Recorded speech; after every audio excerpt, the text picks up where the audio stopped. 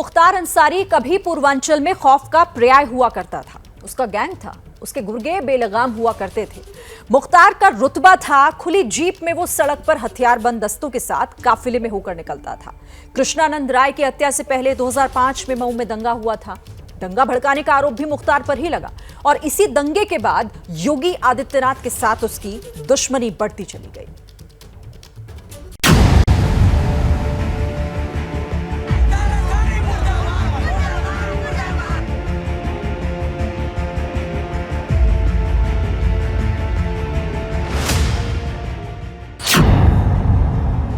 अक्टूबर 2005, दूसरा हफ्ता खत्म होने वाला था। मऊ में दंगा भड़का हुआ था। हिंसा की लपटों में शहर झुलस रहा था। कानून व्यवस्था छत विछत थी। सियासी साजिश की आंच पर जज्बातों को उबाला जा रहा था। बेहिसाब हिंसा हो रही थी। कई मौतें हो चुकी थी। 30 से ज्यादा लोग जख्मी थे। तभी आई ये तस्वीर।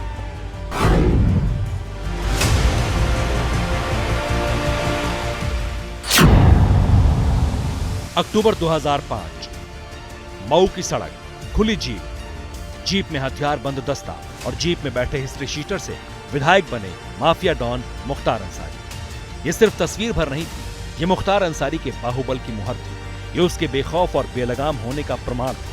ये मुख्तार का रुतबा था अपने इलाके में, क्योंकि जिस वक्त मऊ की सड़क से उसका ये काफिला गुजर रहा था, उस वक्त शहर का वो इलाका दंगों की लपटों से झुलस रहा था। बताया जाता है कि खुली जीप पर घूमते हुए मुख्तार ने अपने लोगों को आगे बढ़ने के लिए उकसाया था, जबकि विधायक ने इस आरोप से इनकार कर दिया। मुख्तार का कहना था कि वो अपने लोगों को शांत करवा रहा था।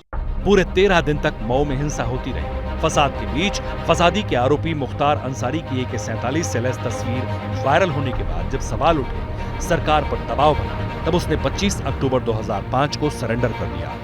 और ओपन जीप में जाने से उनकी जो कम्युनिटी के लोग थे वो चार्ज हो रहे थे। तब मऊ का दंगा अक्टूबर 2005, मुख्तार ने बिल्कुल जीप पर खड़े होकर के अपनी जिप्सी पर और राइफल लेकर के दंगा कराया। कई लोग मारे गए। 3 दिन दंगा चला और उसके बाद जब समाजवादी सरकार की शीशालेदर होने लगी तो उसको सजेशन दिया गया कि भैया तू हाजिर हो जा। फिर मुख्तार अंसारी अक्टूबर 2005 में हाजिर हो गया, गाजीपुर जेल गया और अपना ट्रांसफ़र करा लिया फतेहगढ़ जेल। उसको लेके अदावत हुई थी और योगी आदित्यनाथ जी ने उसका विरोध किया था और कहा था कि दंगा रुक जाए, अन्यथा मैं वहां से गोरखपुर से मार्च कर रहा हूं। यहीं से मुख्तार अंसारी और योगी आदित्यनाथ के बीच एक लकीर खींच चुकी थी। तब योगी आदित्यनाथ गोरखपुर के सांसद हुआ करते थे। तब सांसद योगी ने मुख्तार अंसारी को चुनौती दी थी और कहा था कि वो मऊ के दंगा पीड़ितों को इंसाफ दिलाएंगे। वो गोरखपुर से मऊ के लिए रवाना भी हो गए थे, लेकिन दोहरी घाट में ही उन्हें रोक दिया गया। 2 साल बाद योगी सरकार ने फिर से नई तारीख तय की। 7 सितंबर 2008, DAV डिग्री कॉलेज का मैदान, आजमगढ़, उत्तर प्रदेश। योगी आदित्यनाथ की रैली तय थी।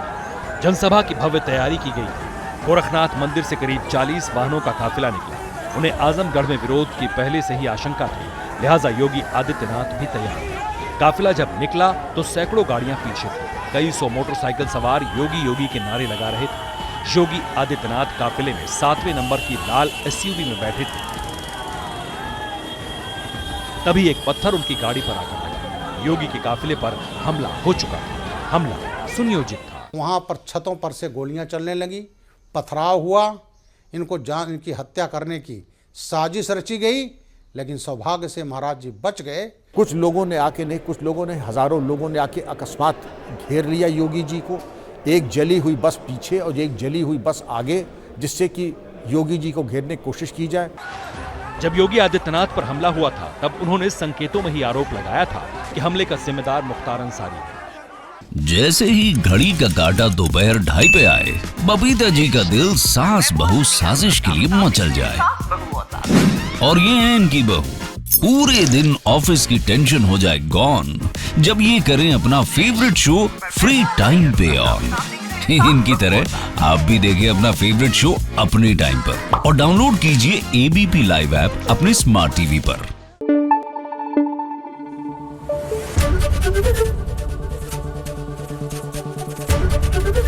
एबीपी न्यूज आपको रखे आगे।